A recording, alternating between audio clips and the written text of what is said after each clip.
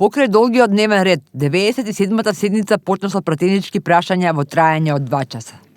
Опозиционерите им поставуваа прашања на премиерот Христијан Мицкоски и на другите членови на владата, присутни во собраницката сала, во врска со актуелни прашања, како економската ситуација во земјава, стандардот на граѓаните, полагањето на правосудниот испит, загадувањето. Во почетокот на седницата беше изгласан дневниот ред на кој останаа 19 од скупно предложени 23 точки, меѓу кои се и неколку предлози за избор или именување на раководни кадри на институции под надлежност на законодавната власт.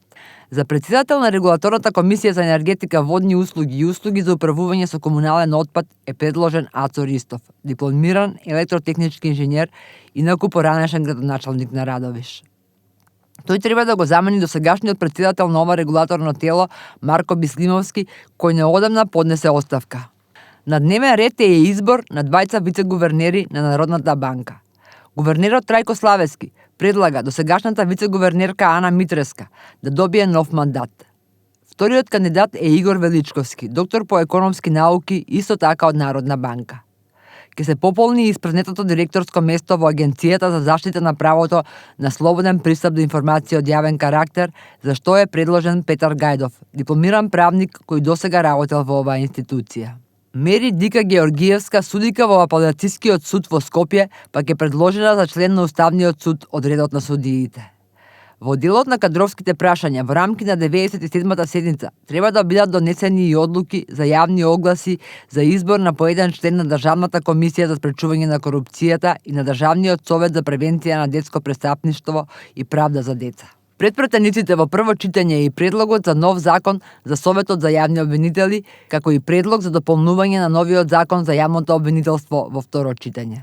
По предлог на група пратеници од парламентарното мнозинство, пред утврдувањето на дневниот ред на 97-та седница беше изгласано разгледување по скратена постапка на неколку закони пред се од областа на образованието. Станува збор за предложени измени и дополнување на законите за средно полициско училиште, за безбедност на сообраќајот на патиштата, за основното образование, за образованието на возрастните, за стручно образование и обука, како и за законот за финансирање на единиците на локалната самоуправа. Во прво читање се измени на Законот за здравствено осигурување предложени од владата, кои се однесуваат на лица со статус на признаен бегалец и под субсидијарна заштита. Во агендата се и годишниот извештај за работата на Оперативно-техничката агенција за 2025 година, предлог програмата за одбележување јубилејни годишнини на значајни настани и истакнати личности во 2026 година, како и предлог финансискиот план и предлог одлука за утврдување на процентот на зафаќање од скупниот годишен приход за финансирање на работењето на Регулаторната комисија за енергетика за текомната година. За денеска е закажано и продолжение на 70-та седница, на чиј дневен ред единствена преостаната точка се предложените измени на Законот за гранична контрола во прво читање.